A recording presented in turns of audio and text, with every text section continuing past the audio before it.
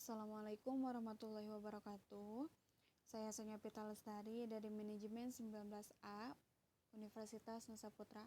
Di sini saya akan membahas tentang analisa fundamental dan cara melihat valuasi perusahaan. Analisa fundamental sendiri merupakan analisa yang didasarkan dengan kondisi suatu perusahaan, kondisi ekonomi, dan industri yang terkait. Kemudian, alasan apa untuk kita membeli saham? Kebanyakan orang membeli saham karena yang pertama, harganya lagi naik. Jika dilihat dari grafik dan sistemnya itu naik, dan ternyata harganya itu turun kembali. Kemudian adanya isu bagi dividen, ramai dibahas karena perusahaan yang akan kita beli itu lagi untung. Kemudian dengar dari teman atau nyoba-nyoba. Nah, inilah alasan-alasan yang paling sering membuat orang itu salah untuk invest atau salah beli karena masuknya itu bukan karena analisa, melainkan masuk karena adanya dorongan dari orang lain. Kemudian yang sebenarnya kita membeli saham itu karena alasan kinerja perusahaannya baik, kemudian analisa fundamental, dividennya itu berapa besar, dari tahun ke tahun, turun, naik atau tetapnya. Kemudian pengembalian investmentnya seperti apa, kemudian profil perusahaannya baik atau tidaknya, laporan keuangannya itu seperti apa. Dan ini yang akan kita pelajari di fundamental. Selanjutnya, industri di pasar modal berikut, sektor-sektor yang ada di pasar modal, ada pertanian, pertambangan, industri dasar dan kimia, aneka industri, industri barang konsumsi, properti, infrastruktur, dan transformasi, kemudian ada industri keuangan, dan industri perdagangan, jasa, dan investasi. Selanjutnya ada pendekatan analisis saham. Pendekatan analisis saham ini terbagi menjadi dua. Yang pertama ada top-down approach atau dari atas ke bawahan.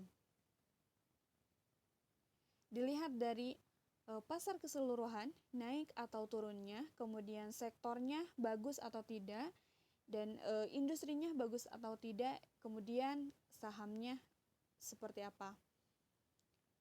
Yang kedua yaitu bottom of average atau dari bawah ke atas, dilihat dari sahamnya, evaluasi sahamnya seperti apa, kemudian industrinya bagus atau tidak, sektornya bagus atau tidak, kemudian pasar keseluruhannya naik atau turun.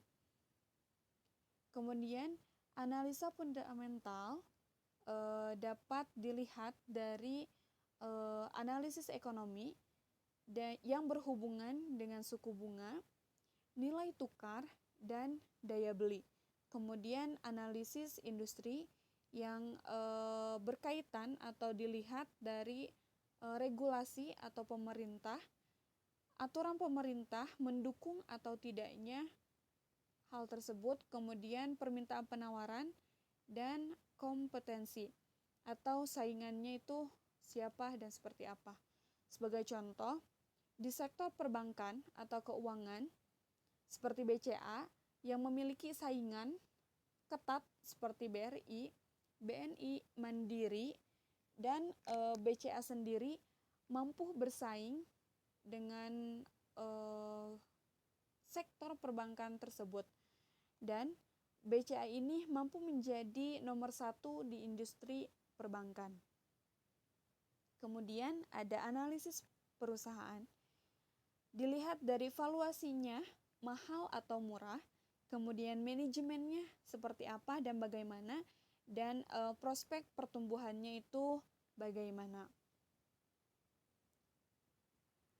Selanjutnya yaitu ada plan investment. Banyak orang yang berpendapat bahwa kita hidup itu harus sekolah, kerja, nikah, kemudian ngutang. Ngutang ini untuk beli keperluan, kemudian atau untuk rumah, kendaraan, dan lain sebagainya. Kemudian kerja untuk bayar hutang tersebut, kemudian punya anak, kemudian pensiun di umur 60 tahun dan mati.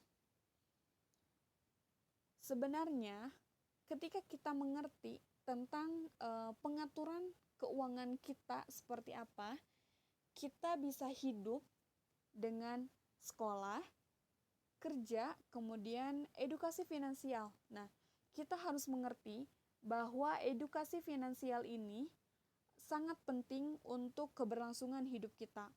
Kemudian save plus invest. Nah, harusnya ketika kita punya uang, kita nabung, kemudian invest untuk kepentingan kita ke depannya. Selanjutnya ada pensiun umur 40 tahun dan hidup. Selanjutnya, jadi intinya, mulai dari mana sih kita harus membeli saham? Kalau dari fundamental. Nah, kita lihat atau kita cek profil perusahaannya, baik atau tidaknya, kemudian lihat kinerjanya dari IPS atau pendapatan per saham, pernya berapa, dan PBV-nya itu berapa. Kemudian kaji lebih dalam dengan FA atau yang dibaca dari laporan keuangannya. Benar gak sih? Benar apa tidaknya pendapatan itu? Kemudian cari tahu berita terkait dan tentukan apakah industri atau perusahaan yang akan dibeli sahamnya itu layak atau tidak. Selanjutnya, fundamental itu bisa dibilang sebagai fundamental what to buy. Lebih untuk memilih perusahaan apa yang harus kita beli, kemudian technical when to buy, atau untuk kapan biasanya kita menggunakan technical. Selanjutnya, analisis fundamental dengan menghitung harga wajar saham Unilever.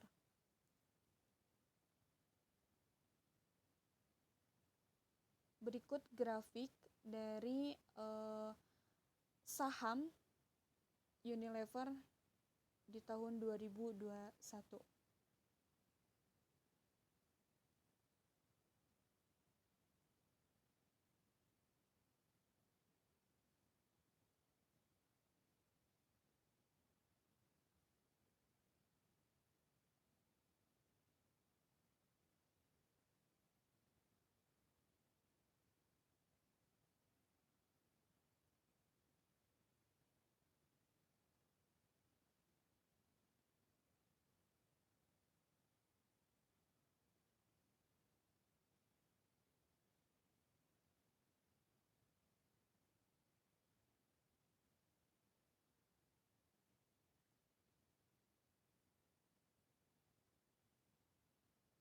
Dengan melihat harga sekarang di 5.150 dan AVG harga wajar 5.185, maka harga sekarang masih tergolong murah.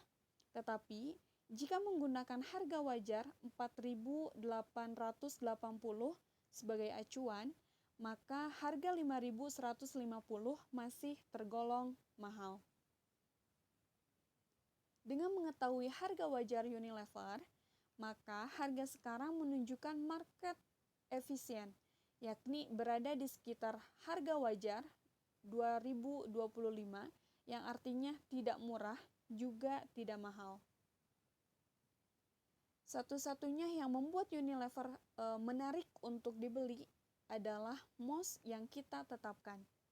Sebagai contoh, kita ambil MOS 20%, maka jika kita pakai 5.150 sebagai harga wajar, harga yang layak untuk membeli untuk dibeli Unilever adalah 4.120.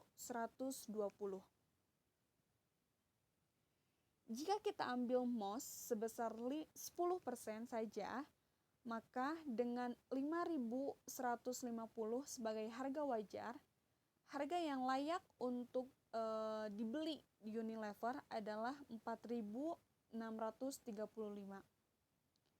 Dengan menetapkan MOS sebesar 10%, artinya jika invest 100 juta, maka akan merealisasikan keuntungan 10 juta di tahun 2025 saat harga kembali ke harga wajarnya 5.150 di luar dividen.